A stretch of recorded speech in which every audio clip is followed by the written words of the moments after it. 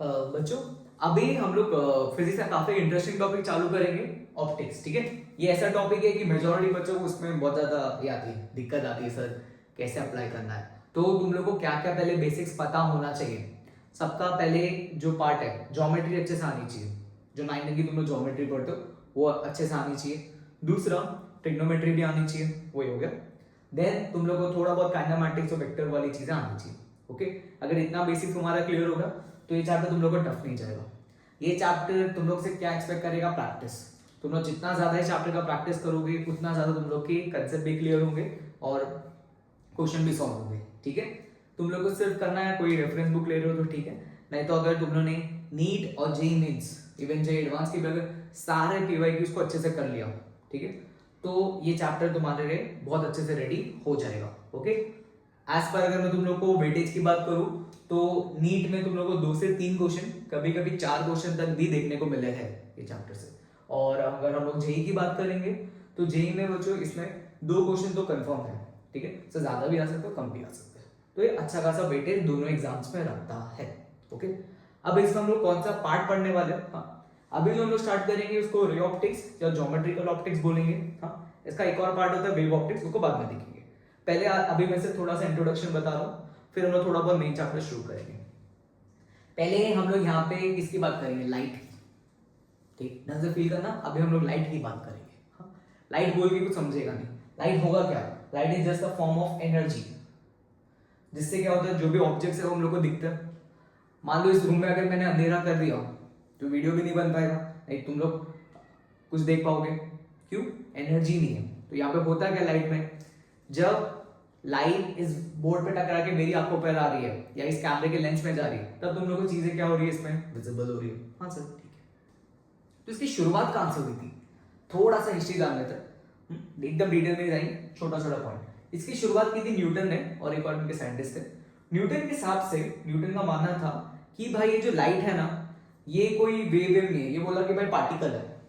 ठीक है, उसने बोला कि जिसको कॉर्पस्कल्स बोला गया, और ये पार्टिकल्स जो भी लाइट सोर्स है वो एमिट करता था। बाद में उसकी थ्योरी में बहुत सारे फ्लॉज निकले, वो बाद में पढ़ लेंगे। तो उसकी थ्योरी को रिजेक्ट कर दिया। उसके बाद दूसरे साइंटिस्ट आए हाइजेंस। हाइजेंस ने बोला नहीं नहीं नहीं भाई, ये पार्टिकल वार्टिकल कुछ नहीं होता, ये एक वेव है। लाइट हमारे लिए क्या है, एक वेव है। ठीक है, तो उसने वेव थ्योरी को प्रमोट किया, तो सबको भी लग गया हाँ वेव है। बट दिक्कत वहां पे ये आई, उस भाई ने बोला कि जो लाइट है वो लॉन्गिट्यूडनल वेव है। लॉन्गिट्यूडनल वेव का मतलब हो गया साउंड वेव। अब साउंड वेव को लगता है मीडियम। तो सबका क्वेश्चन ये आया, जो लाइट सन से अर्थ की तरफ आ रही है, सन और अर्थ के बीच में तो भाई मीडियम नहीं है, ट्रैवल कहां से किया? हाइडेन भैया बताओ, ट्रैवल कहां से किया? तो वहां पे भी उसकी थ्योरी में फ्लॉज आ गए, उसकी थ्योरी को क्या कर दिया, रिजेक्ट। फिर भी ये ऐसा बोल सकते हैं, जो कंसेप्ट होता है इंटरफेरेंस, डिफ्रैक्शन, पोलराइजेशन, उसने काफी अच्छे से समझा दिया। बट इसको हम लोग वेव ऑप्टिक्स में डिस्कस करेंगे। ठीक है, इसकी थ्योरी को सपोर्ट करने के लिए मैक्सवेल है। मैक्सवेल ने क्या बोला, लाइट वेव है बट ऐसा नॉर्मल वेव नहीं है, उसको बोला उसने इलेक्ट्रोमैग्नेटिक वेव। लाइट को उसने क्या नाम दिया, इलेक्ट्रोमैग्नेटिक वेव। इसको भी एक सेपरेट चैप्टर में पढ़ेंगे। हाँ, इलेक्ट्रोमैग्नेटिक वेव का मतलब क्या होगा, यहाँ पे जो लाइट है वो आगे की तरफ अगर मूव करी तो एक प्लेन में इलेक्ट्रिक फील्ड ऑसिलेट करता है, उसके परपेंडिकुलर क्या ऑसिलेट करता है, मैग्नेटिक फील्ड, उसको ईएम वेव्स बोलते हैं। हाँ, और इसको कोई भी मटेरियल मीडियम नहीं चाहिए होता फॉर द प्रोपेगेशन। ठीक है, तो बहुत सारे टाइप के इलेक्ट्रोमैग्नेटिक वेव्स होते हैं। हाँ, जैसे अगर बच्चों तुम लोग कोई डॉक्टर के पास जाओगे, मान लो तुम्हारे हाथ में फ्रैक्चर हो गया, तो डॉक्टर क्या करेगा, मशीन में तुम्हारा हाथ पुट करेगा, जिससे उसका एक्सरे निकलेगा। क्या तुमको एक्सरे दिखा? नहीं सर, एक्सरे तो हमको नहीं दिखा। तो ऐसे बहुत सारे इलेक्ट्रोमैग्नेटिक वेव्स होते हैं जो हमें दिखते नहीं है, बट कुछ इलेक्ट्रोमैग्नेटिक वेव्स हमको दिखते हैं, उसको हम लोग किस में रखते हैं, विजिबल रीजन में। कहां पे रखते हैं उसको, विजिबल रीजन में। विंग्योर जिसको पता होगा, रेड से लेके वॉलेट तक। हाँ, तो हम लोग का जो ऑप्टिक्स चलेगा मोस्टली इस रीजन पे चलेगा, जो विजिबल है। वहां पे इसको हम लोग पढ़ने वाले हैं। ठीक है, फिर जो लाइट की स्पीड होगी दैट इज 3 × 10 की पावर 8, और उसका फॉर्मूला क्या होगा, 1/μ0 × ε0। इसका भी प्रूफ इलेक्ट्रोमैग्नेटिक वेव में किया जाएगा। हाँ, तो इतना हम लोग को पता होना चाहिए कि किस साइंटिस्ट ने पार्टिकल नेचर बोला, किसने वेव नेचर बोला। यहां तक कहानी चली। लास्ट में कौन है, आइंस्टीन है, जिन्होंने हर्ट्ज ने फोटोइलेक्ट्रिक एक्सपेरिमेंट दिखा था, उसके उन्होंने कंक्लूजन बताया कि ये जो लाइट है वो पैकेट्स ऑफ एनर्जी, जिनको उन्होंने नाम क्या दिया, फोटॉन्स, पैकेट्स ऑफ एनर्जी, ठीक है, उस फॉर्म में क्या करते हैं, ट्रैवल करते हैं, क्वांटा जिसको बोलते हैं, ठीक है। तो वहां से उनको समझा कि एनर्जी का प्रोपोर्शन किसके साथ होता है, फ्रीक्वेंसी के साथ। h का मतलब क्या होता है, इट इज प्लैंक कांस्टेंट, तो E यहां से क्या है, hc/λ, ये आइंस्टाइन ने बोला। तो अभी तक डिस्कशन क्या चल रहा था कि भाई लाइट वेव है कि पार्टिकल है, कुछ साइंटिस्ट ने बोला वेव है और कुछ साइंटिस्ट ने बोला पार्टिकल है। लास्ट में आते हैं डी ब्रॉगली, लास्ट में कौन आते हैं, डी ब्रॉगली। उनने कंक्लूड किया, उनने बोला कि लाइट दोनों है, ड्यूअल नेचर है, लाइट बेसिकली क्या है, ड्यूअल नेचर को सपोर्ट करता है। वहां से उन्होंने अपने हाइपोथेसिस दिए और वहां से उन्होंने बताया P is equals to h/λ, ठीक है। बहुत ज्यादा इसमें भी ध्यान नहीं देना, बट इतनी बात क्या आ रही है समझ में, हाँ, ये लाइट की कहानी थी। तो सर अभी हम लोग क्या पढ़ेंगे उस पर बात करते हैं। अभी हम लोग इसमें क्या पढ़ने वाले हैं उस पर देखो। हम लोग स्टडी करेंगे ज्योमेट्रिकल ऑप्टिक्स। हम लोग इसको स्टडी करने वाले हैं ज्योमेट्रिकल ऑप्टिक्स, या इसको क्या नाम देंगे, रे ऑप्टिक्स। अभी जो मैं बोल रहा हूं उसको ढंग से समझना, ठीक है। यहां पे हम लोग क्या अज्यूम करते हैं, लाइट का रेक्टिलिनियर प्रोपेगेशन, लाइट का क्या, रेक्टिलिनियर प्रोपेगेशन। रेक्टिलिनियर का मतलब क्या होगा, स्ट्रेट लाइन। ये जो हमारी लाइट है ये हमेशा एक स्ट्रेट लाइन में मूव करेगी, मतलब रे जैसे। लाइट यहाँ पे कैसे मूव करने वाली, एक स्ट्रेट लाइन, मतलब एक रे जैसे वो क्या करेगी, मूव करेगी। बट कब तक करेगी, जब तक वो जो मीडियम है वो क्या रहेगा, यूनिफॉर्म, मतलब वो मीडियम क्या रहना चाहिए, यूनिफॉर्म। ये नहीं होना चाहिए अगर आप हवा में ट्रैवल करो, हवा से अचानक पानी में आ गए, तब वो स्ट्रेट लाइन में ट्रैवल नहीं करेगा, तब वो क्या हो जाएगा, डिफ्लेक्ट। उसको क्या बोलते हैं हम लोग, रिफ्रैक्शन। इतनी बात आ रही है कि ज्योमेट्रिकल ऑप्टिक्स में हम लोग लाइट का एज अ रे स्टडी करेंगे और वो हमेशा स्ट्रेट लाइन में ट्रैवल करेगा। कब तक, जब तक जो मीडियम है वो हमारा क्या रहे, यूनिफॉर्म रहे। अगर मीडियम की प्रॉपर्टीज चेंज की, अगर बच्चों मीडियम हमारा क्या हुआ, नॉन यूनिफॉर्म का मतलब क्या होगा, अगर उसकी कुछ ऑप्टिकल प्रॉपर्टीज चेंज हुई, ऑप्टिकल प्रॉपर्टीज मतलब रिफ्रैक्टिव इंडेक्स, अगर वो कुछ चेंज हुआ तो लाइट का जो पाथ है वो डिवेट भी हो सकता है। इतनी बात क्लियर है। अब और सुनो, तो पहले ये पॉइंट था। दूसरा, ये तो पहला पॉइंट हो गया। दूसरा पॉइंट में क्या बोल रहा हूं, यहाँ पे एक और अजम्पशन हम लोग क्या करते हैं, वो सुनना। मान लो कि मैंने एक कार्डबोर्ड लिया और इस कार्ड में बड़ा सा छेद कर दिया, ये कार्डबोर्ड है, इसमें बड़ा सा छेद कर दिया। अब मुझे बताओ, जो लाइट है क्या वो इजीली ट्रैवल कर सकती है, हाँ सर क्या दिक्कत है, हाँ भाई छेद से लाइट चली जाएगी, भाई टॉर्च मारोगे तो सीधी लाइट चली जाएगी ना, कहती बात ठीक है। अब मैं तुम लोगों को क्या बोलता हूं कि इस छेद को छोटा कर दो, इस छेद को क्या कर दो, छोटा, इतना सा। अगर छोटा छेद कर दोगे तो क्या होगा, एकदम ना के बराबर, पिन से, इसको स्लिट बोलते हैं। अब बताओ क्या होगा, अब जब तुम लोग इस लाइट को भेजोगे, अब ये लाइट स्ट्रेट ट्रैवल नहीं करेगी, अब ये लाइट का क्या होगा, ये लाइट बेंड करना शुरू कर देगी। क्या करना शुरू कर देगी, बेंड करना, ठीक है। तो हमारे ज्योमेट्रिकल ऑप्टिक्स में ऐसी कोई लाइट की बेंडिंग नहीं होने वाली। तो क्या मान के चलेंगे हम लोग कि जो लाइट का वेवलेंथ है that is much smaller than the obstacle width. अगर जो ऑब्स्टैकल का विड्थ है वो लैम्डा से क्या होगा, बहुत ज्यादा होगा। ये इसमें अजम्पशन मान के चलना है। इसलिए कोई भी जब तुम लोग मिरर, लेंस वो सब लोगे तो उनका साइज लाइट के वेवलेंथ में बहुत ज्यादा होगा। क्या होने वाला इसमें, बहुत ज्यादा तुम लोग को देखने को मिलेगा। क्लियर है इतनी बात। ज्योमेट्रिकल ऑप्टिक्स में लाइट एज ए रे ट्रैवल करेगी जो हमेशा स्ट्रेट लाइन पे होगी जब तक मीडियम हमारे लिए क्या है, यूनिफॉर्म। अगर मीडियम चेंज हुआ तो लाइट का डेविएट होना शुरू हो जाएगा। ओके, जैसे जैसे मीडियम की प्रॉपर्टी चेंज होगी और यहाँ पे जो भी ऑब्स्टैकल होगा वो वेवलेंथ से ज्यादा होगा, तब जाके वो स्ट्रेट लाइन में ट्रैवल करेगा। अगर ऐसा कुछ हो गया, अब दूसरा सुनना, ठीक है। अब अगर वेवलेंथ और डी कंपेयर में आ गए, अगर लाइट का वेवलेंथ और जो ऑब्स्टैकल है वो कंपेयर में आ गए, तब लाइट की क्या होगी, बेंडिंग। तब उसको हम लोग क्या नाम देंगे, वेव ऑप्टिक्स, ठीक है। यहाँ पे हम लोग लाइट का क्या स्टडी करेंगे, वेव नेचर। यहाँ पे बच्चों लाइट का क्या स्टडी किया जाएगा, वेव नेचर। इसको फिजिकल ऑप्टिक्स भी बोलते हैं, पर यहाँ पे क्या स्टडी करेंगे, वेव नेचर, जो हाइगन्स के ऊपर बेस्ड होगा। हाइगन्स ने जो प्रिंसिपल बताए थे वो इसमें स्टडी करेंगे, ठीक है। यहाँ पे तुम लोग कंसेप्ट लाइक क्या सीखोगे, इंटरफेरेंस, ठीक है, डिफ्रैक्शन या डायफ्रैक्शन, ठीक है, एंड पोलराइजेशन, ये सारी चीजें उसमें स्टडी की जाएगी। और जो लास्ट होगा that will be quantum optics. Quantum optics मतलब वहां पे तुम लोग लाइट का फोटोन, जो फोटॉन्स होते हैं उन सबको स्टडी करोगे। यहां तक इंट्रोडक्शन आ गया, ठीक है। अब एक एक करके बेसिक डेफिनेशन से हम लोग स्टार्ट करते हैं बच्चों। अभी तो थोड़े और बेसिक टर्म्स को हम लोग जानेंगे, ठीक है, जो पूरे चैप्टर में कहीं ना कहीं हम लोग को देखने को मिलेंगे। पहला क्या होगा, मीडियम। हर जगह बोलेंगे कि लाइट एक मीडियम में ट्रैवल कर रही है, रेयर मीडियम, डेंसर मीडियम, ठीक है। तो मीडियम होगा क्या, वो बेसिकली सब्सटेंस होगा जिसके थ्रू क्या करती है मेरी लाइट, प्रोपेगेट करती है। जैसे एयर एक मीडियम हो गया, वाटर एक मीडियम हो गया, ऑयल एक मीडियम हो गया, जिसके थ्रू मेरी लाइट क्या कर रही है, प्रोपेगेट, ठीक है। उसको हम लोग मीडियम बोलेंगे। हाँ, दूसरा टर्म क्या होगा, रे। अब रे का मतलब क्या होगा वो समझो। अगर मैंने एक छोटा सा बल्ब लिया, तो बल्ब में जो लाइट है वो क्या इस तरह प्रोपेगेट करने वाले हैं, हाँ, इस तरह लाइट प्रोपेगेट करेगी ना। बट हम लोग अपने ज्योमेट्रिकल ऑप्टिक्स में क्या मान के रखा है, एक अजम्पशन मान के रखा है कि जो लाइट है वो क्या करेगा, रेक्टिलिनियर प्रोपेगेशन करेगा। और उस रेक्टिलिनियर प्रोपेगेशन ऑफ लाइट को हम लोग क्या बोलेंगे, रे। तो रे बेसिकली क्या होगा, straight line along which light travels in a medium.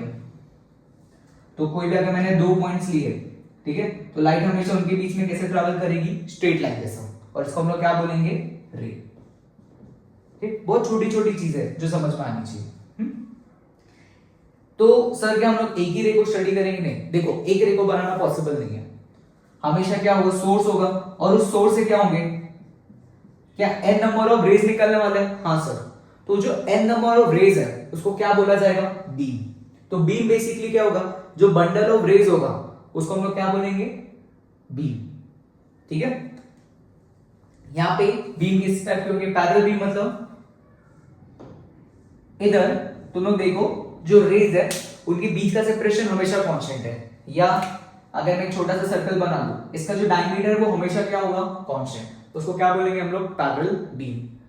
अब कन्वर्जेंट बीम का मतलब क्या होगा, अगर ऐसे करके कुछ बना, ठीक है, आगे जाके पढ़ते हैं ना कन्वर्जेंट मिरर, डाइवर्जेंट मिरर, या convergent lens, divergent lens.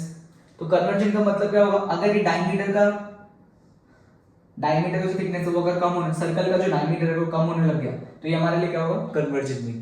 Divergent beam क्या होगा, वही अगर ये इंक्रीज करने लग गया तो ये डायमीटर दिख रहा है। तो ये सारे टर्म्स के बारे में हमको पता होना चाहिए। ओके, चलो इतना नोट डाउन कर लो। पहला जो हम लोग टॉपिक स्टार्ट करेंगे वो क्या होगा बच्चों, रिफ्लेक्शन ऑफ लाइट, ठीक है। हमेशा तुम लोग 3 या 4 पेन का इस्तेमाल करना बनाते समय। तो होगा क्या, ये जो लाइट है वो लाइट हमारे लिए क्या है, लाइट बताओ, it is a form of energy. अब ऐसे देखो कि ये है हमारे लिए मीडियम 1 और ये हमारे लिए मीडियम 2, ठीक है। इधर लाइट की स्पीड को मैं v1 लिख रहा हूं, वेवलेंथ लैम्डा 1, और ये f1, वैसे v2 लैम्डा 2 और f2। ओके, इन टर्म्स पे अभी हम लोग आगे जाकर भी बात करेंगे। तो होगा क्या, जब हम लोग लाइट को किसी भी मीडियम के इंटरफेस, ये मीडियम का क्या है बच्चों, इंटरफेस, ठीक है। सारे छोटे छोटे टर्म्स तुम लोग को आने चाहिए, घाई बिल्कुल मत करो चैप्टर सीखने में। अब जब ये इंसिडेंट रे आके टकराएगा, ये हमारे लिए क्या है, इंसिडेंट रे। तो जब एनर्जी आके टकराएगी तो होगा क्या, ऐसा मान लो कि तुम्हारे घर पे अगर लाइक विंडोज है, तो विंडोज में जब सन की रेज आती है तो क्या सारी रे घर के अंदर आती है, नहीं। कुछ अमाउंट ऑफ रेज क्या होती है, क्या घर के अंदर आती है, हाँ सर। कुछ अमाउंट ऑफ जो रेज है क्या वो विंडो से रिफ्लेक्ट हो जाती होगी, हाँ ठीक है, और थोड़ा जो एनर्जी है वो विंडो खुद एब्जॉर्ब कर लेता है, इसलिए कांच हमको गर्म लगता है। यहाँ पे हम लोग क्या मान लेते हैं कि कांच गर्म नहीं हो रहा, मतलब कोई भी एब्जॉर्प्शन नहीं हो रहा। तो जब लाइट इंसिडेंट होगी तो दो चीजें होगी, एक तो कुछ एनर्जी दूसरे मीडियम में चली जाएगी और कुछ एनर्जी उसी मीडियम में चली जाएगी। इसको हम लोग क्या बोलेंगे, हमारा रिफ्लेक्टेड रे। इसको हम लोग क्या बोलेंगे, रिफ्लेक्टेड रे। और ये हमारे लिए क्या होगा, रिफ्रैक्टेड रे। ये हमारे लिए क्या होगा, रिफ्रैक्टेड रे। अब क्या क्या ध्यान रखना है, क्या क्या ध्यान रखना है, जो वेलोसिटी है लाइट की, वेलोसिटी या स्पीड जो बोलना है, वेलोसिटी और वेवलेंथ जो है, ठीक है, दिस आर मीडियम डिपेंडेंट। ये दोनों बाई किस पे डिपेंड करेंगे बच्चों, मीडियम पे, ठीक है। फिर फ्रीक्वेंसी, फ्रीक्वेंसी होता है बच्चों सोर्स डिपेंडेंट। फ्रीक्वेंसी क्या होगा, सोर्स डिपेंडेंट, ये सिर्फ सोर्स पर ही डिपेंड करेगा। तो यहां से हम लोग बोल सकते हैं F1 will be equals to F2 या F। ये ध्यान रखेंगे, जब तक मैं सोर्स को चेंज नहीं करूंगा जब तक फ्रीक्वेंसी नहीं बदलेगी, ओके। और ये दोनों किस पे डिपेंड कर जाएंगे, मीडियम पे। मतलब जब आप एक मीडियम से दूसरे मीडियम जाओगे तो वेलोसिटी और वेवलेंथ क्या हो जाएगा, चेंज जरूर करेगा। क्लियर है ना। यहाँ पे रिफ्रैक्टिव इंडेक्स वो भी टर्म आता है, मैं अभी रिफ्रैक्टिव इंडेक्स पे इतना बात नहीं कर रहा, रिफ्रैक्शन में करेंगे। अभी के लिए इसको मैंने कुछ भी नहीं लिखा है, सिर्फ इतना ही ध्यान रखो, धीरे धीरे सारी चीजों को हम लोग कवर करने वाले हैं, ओके। अब ये देखो, जो वेलोसिटी का फॉर्मूला क्या होता है, क्या लैम्डा बाई टी होता है, पता है ना। और 1 बाई टी को क्या लिखते हैं, फ्रीक्वेंसी। तो v इक्वल टू क्या आएगा, f लैम्डा आएगा। अगर सोर्स कांस्टेंट है तो फ्रीक्वेंसी कांस्टेंट होगा। तो यहां से हम लोग क्या बोल सकते हैं, v1 by v2 will be equal to क्या, लैम्डा 1 बाई लैम्डा 2, ठीक है। लेकिन सर हमारा टॉपिक का नाम क्या है, रिफ्लेक्शन ऑफ लाइट। तो इसके लिए करते क्या है लोग, वो जो ग्लास होता है ना, वो ग्लास में पीछे की तरफ क्या करते हैं, सिल्वरिंग करते हैं। अब सिल्वरिंग करने से होता क्या है, जो मेजॉरिटी एनर्जी है, जो मेजॉरिटी एनर्जी जो गिर रही है वो सारी की सारी क्या हो जाती है, रिफ्लेक्ट। जो मेजॉरिटी एनर्जी सारी की सारी क्या हो जाएगी, रिफ्लेक्ट। तो हम लोग ऐसे मटेरियल्स को स्टडी करेंगे जो मेजॉरिटी लाइट को क्या करते हैं, हमारे लिए रिफ्लेक्ट करते हैं, ठीक है। तो कर लो इतना नोट डाउन, ठीक है। तो अब हम लोग क्या करेंगे, अभी तक ये देखा कि एनर्जी का किस तरह रिफ्लेक्शन, रिफ्रैक्शन, वो सारी चीजें देखी थी, ठीक है। यहाँ पे अगर मैंने बच्चों एक प्लेन बनाया, पहला चीज इसको हम लोग क्या बोलेंगे, नॉर्मल। क्या बोलेंगे इसको हम लोग, नॉर्मल, ओके। नाउ यहां पे ये जो रे है वो आके हमारे मीडियम को हिट करेगा, इसको बोला जाएगा इंसिडेंट रे। इसको क्या बोलेंगे बच्चों हम लोग, इंसिडेंट रे, ठीक है। इसका वेक्टर मैं लिख देता हूं ई कैप, इसको इन कैप, और ये है I. This is the unit vector along incident ray, this is the unit vector along normal, okay. यहां पे बच्चों कौन सा इवेंट हो रहा है, सर इवेंट हो रहा है रिफ्लेक्शन का। कौन सा इवेंट हुआ, रिफ्लेक्शन का। तो इवेंट के बाद पेन का कलर चेंज करो, पेन का कलर क्या करो, चेंज करो। ये हमारे लिए क्या होगा, आर। इसको क्या बोलेंगे हम लोग, इसको क्या बोलेंगे, रिफ्लेक्टेड रे। तो इंसिडेंट रे का मतलब क्या होगा, इवेंट से पहले वाली रेस को क्या बोलेंगे, इंसिडेंट रे, और इवेंट के बाद वाली रेस को क्या बोलेंगे, रिफ्लेक्टेड रे। यहां तक क्लियर है। अब स्कूल में वो लॉ हुआ तो पढ़ते थे तुम लोग। पहला बताओ, पहला incident ray, reflected ray and normal, ठीक है। All three lies on a same plane. ये सारे के सारे क्या होंगे, एक ही प्लेन में क्या करेंगे, लाई करेंगे। अब एक ही प्लेन में थोड़ा वेक्टर वाइज देखोगे तो उसको मैं ऐसे करके लिख सकता हूं, n cross r should be equal to 0। Sir ये क्या लिख दिया, थोड़ा भी समझो, ठीक है। पहले n क्रॉस r पर आओ, क्या अपना हाथ n की तरफ रखो, n से r की तरफ जाओ, ये हमारे लिए क्या होगा, r वेक्टर, ठीक है। अगर जब तुम लोग n से r की तरफ जाओगे तो क्या वेक्टर इनसाइड द पेज आएगा, और वो वेक्टर जो इनसाइड द पेज है क्या इंसिडेंट रे के साथ परपेंडिकुलर है? अरे ये बात आई समझ में? क्या बच्चों को जो वेक्टर है क्या वो इनसाइड है? और इनसाइड मतलब क्या होगा? उसका एंगल इंसिडेंट के साथ क्या बनेगा? 90। तो इसका आंसर क्या आना चाहिए? ये इसका थोड़ा मैथमेटिकल टर्म है। यहां तक आया समझ में? उसके बोला था वेक्टर्स आना चाहिए। ये क्रॉस प्रोडक्ट लिया है, n क्रॉस r मतलब क्या? एक वेक्टर जो इसके परपेंडिकुलर होगा इन दोनों से, और वो इससे भी परपेंडिकुलर है, तो इसका आंसर क्या आ जाएगा? 0। दूसरा, angle of incident should be equal to angle of reflection. Angle of incident किसके इक्वल होना चाहिए? एंगल ऑफ रिफ्लेक्शन के। क्या इतनी बात आ रही है समझ में? हाँ, इधर ये ध्यान रखना, हमेशा एंगल कहां से लेते हैं? नॉर्मल से। ठीक है, मैं बार बार बीच बीच में पूछूंगा तुम लोग से, एंगल हमेशा कहां से लेंगे? नॉर्मल से। ठीक है, बट सर ये चीज थोड़ी सी बता दो, क्या आई और आर का सेम होना जरूरी हमेशा? हाँ। क्यों?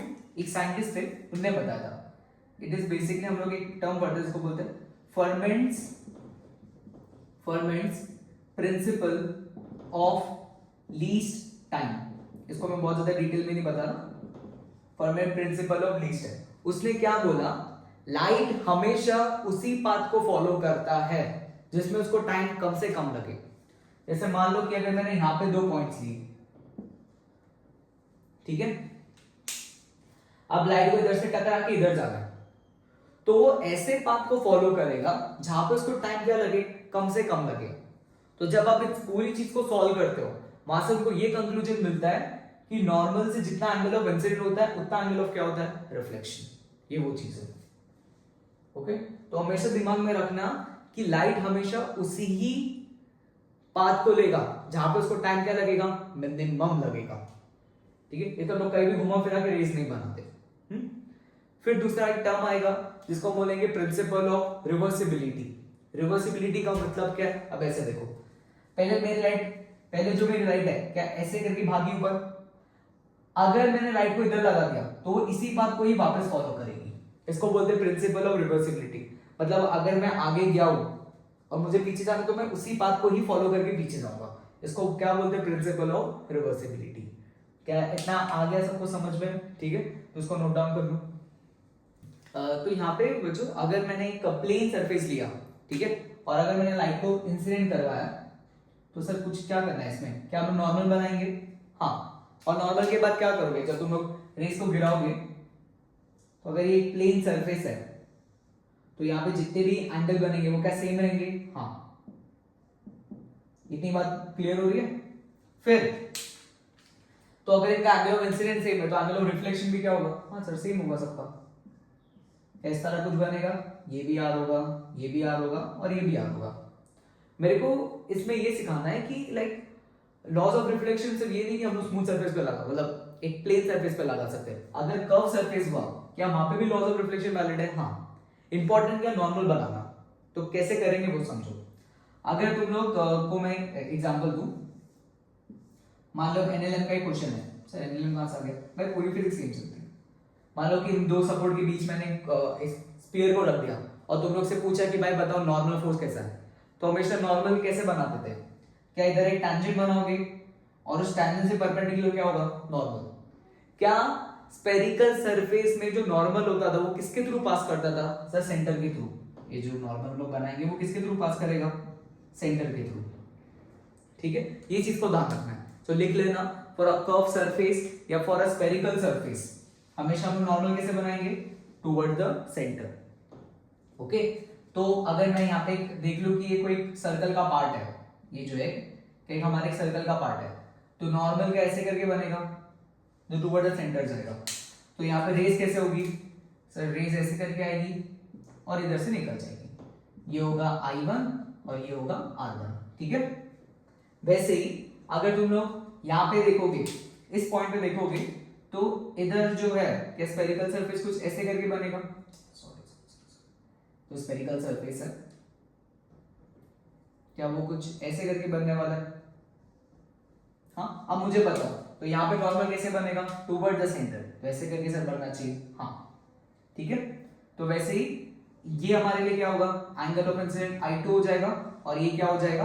R2। इतनी बात आ गई समझ में? हाँ, अगर प्लेन रहेगा तो I और R सबके लिए सेम होंगे, बट जैसे अगर कर्व आ गया तो तुम लोग एक स्फीयर जैसी चीज को इमेजिन करना है और नॉर्मल किसके पास करना, सेंटर के थ्रू।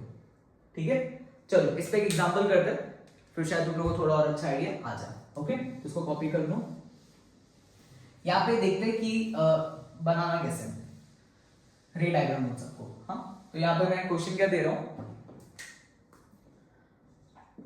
फाइंड द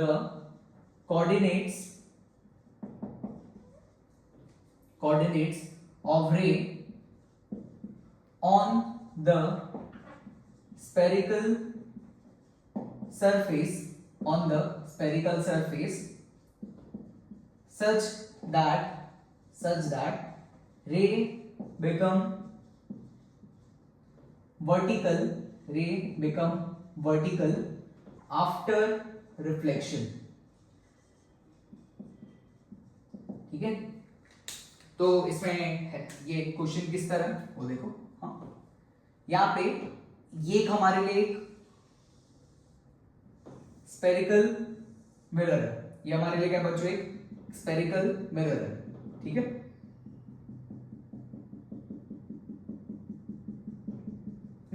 ये हमारे लिए क्या है, एक स्पेरिकल मिरर है। और यहाँ पे मैं क्या बोल रहा हूं, और मान लो कि रे कुछ इधर आके इसको हिट कर रही है, ये गिवन है। हाँ, तो इधर क्वेश्चन क्या है, इसके कोऑर्डिनेट्स कैसे होने चाहिए जिससे जो हमारी रे है आफ्टर रिफ्लेक्शन कैसी हो जाए, वर्टिकल। सबको क्वेश्चन क्लियर हुआ? ये हमारे लिए स्फेरिकल मिरर है, इसका जो रेडियस है वो तुम लोग r मान लो। हाँ, और यहाँ पे मैं तुम लोग से ये पूछ रहा हूं, आफ्टर रिफ्लेक्शन ये जो हॉरिजॉन्टल है वो क्या हो जाए, वर्टिकल हो जाए। तो एक बार ट्राई करो फटाफट, मुझे इसके कोऑर्डिनेट चाहिए, कौन से, x, y। बताओ कैसे करेंगे। तुम लोगों से मुझे मैथ्स सिखाने की कैसे अप्लाई करना है, बाकी सब तुम लोग खुद से इसमें कर लोगे। पहली चीज, जो कंडीशन गिवन है उसमें रे क्या हो जानी चाहिए, वर्टिकल। तो हम लोग क्या करेंगे, पेन का कलर चेंज करेंगे। तो रे को मैंने यहाँ पे क्या बनाया, वर्टिकल। ये हमारे लिए कैसा है, इंसिडेंट रे, और ये रिफ्लेक्टेड रे। हाँ, जो कंडीशन बोली मैंने उसको फॉलो किया। ठीक है, अब सर करना क्या है, इधर तुम लोग देखोगे, अगर मैंने नॉर्मल को ड्रॉ किया, मान लो मैंने यहाँ पे नॉर्मल को क्या किया, ड्रॉ किया, क्या ये नॉर्मल टुवर्ड द सेंटर पास करेगा? हाँ सर। अब एंगल ऑफ इंसिडेंट और एंगल ऑफ रिफ्लेक्शन क्या होना चाहिए सेम, मतलब ये कितना होना चाहिए सर, ये 45 होना चाहिए, और ये वाई भी कितना होना चाहिए हमारे लिए, 45। ओके, ठीक है सर, यहाँ तक तो आ रहा है। अब अगर ये 45 है बच्चों, तो ये भी हमारे लिए क्या होगा, क्या 45 होगा? हाँ सर, ये भी हमारे लिए क्या होगा, 45। अब तुम लोग को देखना है ट्राइंगल। अब क्या देखना है उसमें, ट्राइंगल। ये ट्राइंगल दिख रहा है, ये है r, तो ये क्या होगा, r/√2, और ये भी हमारे लिए क्या होगा, r/√2, cos theta sin theta. तो x, y के कोऑर्डिनेट्स क्या आ गए, that is r/√2 and r/2। मतलब इस पॉइंट पे रे को जाके टकराना चाहिए, जिससे आफ्टर रिफ्लेक्शन वो क्या हो जाए, वर्टिकल। ठीक है, कितना आ गया समझ में, तो नोट डाउन करो। ठीक है, अब चालू करेंगे हमारा मेन टॉपिक पहला, that is the plane mirror. Okay, तो प्लेन मिरर के जितने भी केसेस है उन सबको एक एक करके अभी हम लोग क्या करेंगे, स्टडी। ये ध्यान रखना बच्चों, जितना तुम्हारा मिरर अच्छे से होगा उतना ही तुम लोग को लेंस में कम दिक्कत आएगी। ठीक है, उसमें बहुत सारी चीजें दोनों में क्या होती है, सेम। तो पहले प्लेन मिरर पे स्टडी करेंगे। तो यहाँ पे देखना, अब पहले हम लोग प्लेन मिरर बनाएंगे। इधर देखो बच्चों, अगर मैं इस मिरर के सामने ऑब्जेक्ट रखूंगा, ठीक है, या जब अगर तुम लोग खुद मिरर के सामने जाओगे सुबह सुबह, हाँ, तो होता क्या है, यहाँ पे ऐसे समझना, क्या ये ऑब्जेक्ट के पास लाइट है क्या, नहीं। तो जैसे जैसे तुम लोग सुबह मिरर के पास जाके खड़े हुए, तो तुम लोग, और एकदम रूम में अंधेरा है, तो क्या तुम लोग अपनी शक्ल दिखेगी, नहीं। फिर तुम लोग क्या करोगे, नींद में जाओगे, पहले लाइट ऑन करोगे। सर लाइट क्यों ऑन करते हैं हम लोग, वो देखो, जब तुम लोग लाइट को ऑन करोगे, मान लो बल्ब को ऑन किया तुम लोगों ने, तो बल्ब से क्या होगा, क्या लाइट जो है वो तुम लोग के ऊपर गिरेगी, हाँ, और ये लाइट क्या होगी, ये लाइट जाके मिरर पे टकराएगी, और इस लाइट की वजह से तुम लोग को अपनी क्या दिखेगी, इमेज। कितनी बात आई समझ में? हाँ, तो यहां से क्या क्या पॉइंट समझना है कि ये जो ऑब्जेक्ट है इसकी खुद की कोई लाइट नहीं होती, कोई सोर्स होता है जिससे लाइट इस पे गिरती है और उस लाइट की वजह से तुम लोग को क्या दिखता है, हमारा इमेज। दूसरा पॉइंट, हमेशा जो लाइट है, अब सोर्स को भूल जाओ क्योंकि सोर्स के बारे में कोई नहीं पूछेगा, अब उसको भूल जाओ। हमेशा जो लाइट है तुम लोग को कहां से निकालना है, ऑब्जेक्ट से, ठीक है। ऐसा थोड़ी होता है कि आंखों से लाइट निकलती है, ये नहीं होता। ऑब्जेक्ट से लाइट निकल के तुम्हारी आंखों पर आती है, तब तुम लोग को इमेज दिखता है या तब तुम लोग को सारी चीजें दिखती है। ओके, तो लाइट हमेशा कहां से निकालनी है, ऑब्जेक्ट से, और कहां पे डालनी है, मिरर पे। डन है, ठीक है। अब मान लो कि मैं पूरा खड़ा हूं, तो क्या n number of light rays मेरे पास आएगी और जाके मिरर पे टकराएगी, हाँ। बट हम लोग अपने रे डायग्राम में हम लोग n नंबर तो बनाने नहीं वाले, तो कितने की रिक्वायरमेंट होगी, सिर्फ 2। तो 2 रे से ही तुम लोग अपने इमेज को डिफाइन कर सकते हो। क्या यहां तक ठीक है? अब इधर यहां पे सबसे पहले तो हम लोग क्या करेंगे, इस पॉइंट ऑब्जेक्ट से 2 रेस को बनाएंगे। बनाया हमने सर 2 रेस को। ओके, पहला स्टेप एक एक करके। फिर क्या करोगे, आप बनाओगे नॉर्मल, जो सरफेस से क्या होगा, परपेंडिकुलर। ये है एंगल ऑफ इंसिडेंट और ये है एंगल ऑफ इंसिडेंट, ठीक है। अब जितना बच्चों एंगल ऑफ इंसिडेंट होगा उतना ही क्या होगा, एंगल ऑफ रिफ्लेक्शन। देखो मैंने पेन का कलर चेंज किया। जितना एंगल ऑफ इंसिडेंट होगा उतना ही क्या होगा, ज्यादा दिख रहा है बट ठीक है, आइडिया लगाने के लिए ज्यादा कुछ। यहां तक डन है? अब सुनो क्या ध्यान रखना है, इवेंट, कौन सा इवेंट हुआ सर, रिफ्लेक्शन का। तो इवेंट से पहली वाली रेस को हम लोग क्या बोलेंगे, इंसिडेंट रे, और इवेंट के बाद वाली रेस को रिफ्लेक्टेड रे। ओके, अब तुम लोग मुझे बताओ बच्चों, ये जो रिफ्लेक्टेड रे है कभी आके मीट करने वाली है, नहीं। ये दोनों रेस कभी आके मीट नहीं करेगी, तो इनको क्या करना पड़ेगा, जबरदस्ती मीट करवाना पड़ेगा। क्या करना पड़ेगा, इनको जबरदस्ती मीट करवाना पड़ेगा। तो इसको हम लोग क्या करेंगे, पीछे बैक ट्रेस करेंगे इधर का, और यहां पे तुम लोगों को क्या दिखेगा, इमेज। यहां पे क्या देखने को मिलेगा, इमेज। ओके, मान लो कि अगर ये डिस्टेंस हमारे लिए x है, तो ये डिस्टेंस भी हमारे लिए क्या होगा, x। मतलब जितनी दूर ऑब्जेक्ट है उतनी दूर क्या होगा, इमेज। ओके, ये बात आई सबको समझ में? हाँ। अब सुनो, अब हमारे लिए ऑब्जेक्ट की डेफिनेशन क्या होगी, what you understand by the term object. Object का मतलब क्या होगा, it is the point of intersection, it is the point of intersection of incident ray, या हिंदी में जिस पॉइंट पे इंसिडेंट रे आके मीट कर रही है उसको हम लोग क्या बोलेंगे, हमारा ऑब्जेक्ट। ये ध्यान रखना, ठीक है। एकदम डेफिनेशन मैं चैप्टर के लास्ट लेक्चर में भी इन्हीं को ही रिपीट करूंगा। ओके, इमेज का मतलब क्या होगा, it is the point of intersection of क्या, रिफ्लेक्टेड रेज। क्या यहां तक बात आई समझ में? इमेज का मतलब क्या होगा, इट इज जहां पे रिफ्लेक्टेड रे मीट करेगी उसको हम लोग क्या बोलेंगे, हमारा इमेज, ठीक है। अब तुम लोग स्कूल में टर्म सुनते होंगे, रियल, वर्चुअल, ये सब। अब इनमें हम लोग को सर कैसे ध्यान रखना है, अब रे डायग्राम बनाते हुए अगर क्या ये इंसिडेंट असली में मीट की थी, हाँ, तो ये ऑब्जेक्ट क्या होगा, बताओ। ये ऑब्जेक्ट होगा रियल।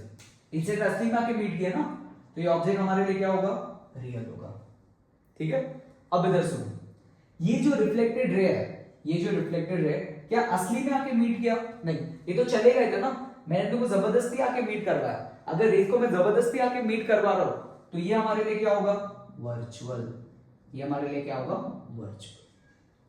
ओके, तो ये ऑब्जेक्ट रियल है बट उसकी इमेज क्या है, वर्चुअल। यहां तक आया सबको समझ में? फिर एक बार, जब इंसिडेंट रे मीट करेगी उसको क्या बोलेंगे हम लोग, ऑब्जेक्ट। असली में मीट करेगी तो रियल, नहीं मीट करेंगे तो वर्चुअल। जहां पे रिफ्लेक्टेड रे मीट करेगी वो हमारे लिए इमेज। और वही अगर जबरदस्ती मीट करवा रहे तो वर्चुअल, नहीं तो रियल। दूसरा एग्जांपल देखो यहां पे। अब दूसरा, अब ये हमारे लिए मिरर है, इधर बच्चों, इधर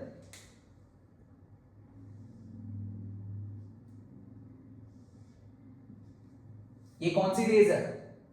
इवेंट हुआ ना, इवेंट से पहली वाली रेस को क्या बोलेंगे हम लोग? Incident rays. क्या बोलेंगे इसको? Incident ray. क्या इतनी बार ठीक है? अब समझो, अब समझो, देखो फिर क्या बनाएंगे? नॉर्मल। ओके, अब यहां पे नॉर्मल बनाया, इवेंट के बाद वाली रेस को क्या बोलेंगे? इवेंट के बाद वाली रेस को रिफ्लेक्टेड रे। तो देखो ये हमारे लिए क्या होगी? Reflected ray. क्या रिफ्लेक्टेड रे आके मीट की तो ये हमारे लिए क्या होगा? इमेज। ये हमारे लिए क्या होगा? इमेज। सर ऑब्जेक्ट कहां पे? अब वो ढंग से समझना। अब इधर देखो, मेरे हिसाब से अगर इधर एक मिरर नहीं होता, ये भाई नहीं होता, तो क्या दोनों आके अपने आराम से मीट कर जाते? ये मिरर की वजह से क्या हुआ? ये दोनों क्या हो गए? रिफ्लेक्ट हो गए। समझो ना, ये मिरर नहीं होता तो शांति से आके मीट कर लेते। इस भाई ने क्या कर दिया? इनको रिफ्लेक्ट करवा दिया। तो यहां पे क्या मुझे, अगर मैं इनको इधर एक्सटेंड कर दूं, अगर मैं इनको एक्सटेंड कर दूं तो यहां पे मुझे क्या देखने को मिल जाएगा? ऑब्जेक्ट। क्या देखने को मिलेगा? ऑब्जेक्ट। ओके, अब बताओ रियल और वर्चुअल। ठीक है, थोड़ा सा स्कूल की डेफिनेशन को बाजू में रखो और थोड़ा दिमाग खोल के समझो इन सब चीजों को। ओके, पहले चलो इमेज बता दो। क्या रिफ्लेक्टेड रे, बच्चों जो रिफ्लेक्टेड रे क्या असली में आके मीट की? हाँ सर दिख रहा है, तो इमेज क्या होगी? रियल। ओके, क्या इंसिडेंट असली में आके मीट की? नहीं, देखो ना यहाँ पे आके तो खत्म हो गई। ये रिफ्लेक्टेड, देखो डेफिनेशन कितनी प्यारी डेफिनेशन है कि इवेंट के बाद वाली रिफ्लेक्टेड रे, और ये तो इमेज हो गया। तो ये क्या होगा? वर्चुअल। क्या सर वर्चुअल ऑब्जेक्ट भी होता है? हाँ, वर्चुअल ऑब्जेक्ट भी होता है। ठीक है, लेकिन पॉइंट टू बी नोटेड, क्या सर तुम्हारी आंखों को रियल ऑब्जेक्ट दिखेगा, तुम्हारी आंखों को वर्चुअल ऑब्जेक्ट भी दिखेगा, और तुम्हारी आंखों को तुम्हारी आंखों को रियल ऑब्जेक्ट भी दिखेगा, वर्चुअल इमेज भी दिखेगा। ये दोनों चीज मिरर में तो यही होता है ना। फिर तुम्हारी आंखों को रियल इमेज भी दिखेगा बट वर्चुअल ऑब्जेक्ट कभी नहीं दिखेगा। अगर तुम लोग को ऑब्जेक्ट और इमेज देखना है तो रेस का नेचर शुड बी डाइवर्जिंग। अगर तुम्हारी आंखों को ऑब्जेक्ट या इमेज देखना है तो रेस का नेचर डाइवर्जिंग होना चाहिए, कन्वर्जिंग नहीं। यहाँ पे देखिए डाइवर्जिंग या इधर डाइवर्जिंग, तो रेस का नेचर हमेशा क्या होना चाहिए? डाइवर्जिंग होना चाहिए, कन्वर्जिंग नहीं होना चाहिए। ओके, तो इतनी बात तो तुम लोगों को क्या रखना है? नोट डाउन करना है कि ऑब्जेक्ट इमेज की डेफिनेशन क्या होती है, और प्लेन मिरर में हमेशा दो चीजें बनेगी, रियल ऑब्जेक्ट की वर्चुअल इमेज, वर्चुअल ऑब्जेक्ट की रियल इमेज। ओके, तो कर लो और प्रैक्टिस करते बच्चों क्वेश्चंस की। अब तुम लोग मुझे, तो बच्चों अभी हमने देखा रियल वर्चुअल वो सब क्या होता है। अब थोड़े बहुत और मैं तुम लोग को एग्जांपल्स बता दूं, वो तुम लोग मेरे को बताना कि अगर मैंने मिरर की लोकेशन को चेंज किया तो ऑब्जेक्ट और मिरर अभी एक दूसरे के सामने नहीं है। ठीक है, जैसे ऑब्जेक्ट अभी का इधर है, तो मुझे बताओ इमेज कहां पे बनेगा? ये मुझे तुम लोग बताओ जल्दी। यहाँ पे तो सबसे पहले क्या करेंगे? हम लोग दो रेज बनाएंगे। हाँ, सो ऐसा काम पहले करो, एक रे मिरर के नीचे वाले सेक्शन पे और एक रे ऊपर, इस तरह ऐसे करके। ठीक है, फिर क्या करना? ये बनाने के बाद फिर सर हम लोग बनाएंगे नॉर्मल। इस तरह क्या बनाओगे? नॉर्मल। ठीक है, अब यहां पे जितना एंगल ऑफ इंसिडेंट होगा उतना ही तुम लोगों को क्या बनाना है? Angle of reflection. जैसे यहां पे क्या एंगल ऑफ इंसिडेंट ज्यादा है तो एंगल ऑफ रिफ्लेक्शन भी क्या होगा? ज्यादा। एंगल ऑफ रिफ्लेक्शन भी हमारे लिए क्या होने वाला है? ज्यादा। अब क्या ये दोनों रे कभी आपस में मीट करने वाली है? नहीं, तो इनको हम लोग क्या करेंगे? क्या जबरदस्ती मीट करवाएंगे? हाँ, तो ये दोनों इधर आके क्या करेंगे? क्या मीट करते हुए हम लोग को देखेंगे? तो आप खुद ही जबरदस्ती दिखा रहे हो। हाँ पता है, क्योंकि जब हम लोग क्वेश्चंस करेंगे तो मैं इनको नहीं बनाऊंगा। ठीक है, मैं ट्रिक यूज करूंगा। पहले इतना आया सबको, ये दो इंसिडेंट रेस थी, angle of incident angle of reflection same था, और इनको मैंने क्या किया? जबरदस्ती मीट कर रहा है। क्या ऑब्जेक्ट रियल है? हाँ सर, और उसकी इमेज क्या है? वर्चुअल। यहाँ पे एक चीज को नोटिस करना, कैसे तुम लोग को बनाना है। पहले काम करो, मिरर को एक्सटेंड कर दो। ठीक है, कब तक एक्सटेंड करना है, जब तक वो ऑब्जेक्ट के सामने आ जाए। तो फर्स्ट स्टेप क्या होगा, एक्सटेंड द मिरर, तो मिरर को एक्सटेंड करना। फिर second image is always in front of object, image हमेशा कहां बनेगी, ऑब्जेक्ट के सामने। फिर एक बार हिंदी में बोलता हूं, तुम लोग को पहले क्या करना है, मिरर को एक्सटेंड करना है। जैसे तुम लोगों ने मिरर को एक्सटेंड किया तो जो इमेज है वो हमेशा ऑब्जेक्ट की कहां बनेगी, सामने।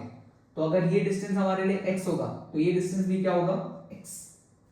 क्लियर है ना? चलो अब एक और बना के दिखाऊं, यहां तक आ गया होगा ना। अब बिना रे डायग्राम के तुम लोग मुझे बताना कि इमेज की पोजीशन कहां पे होगी।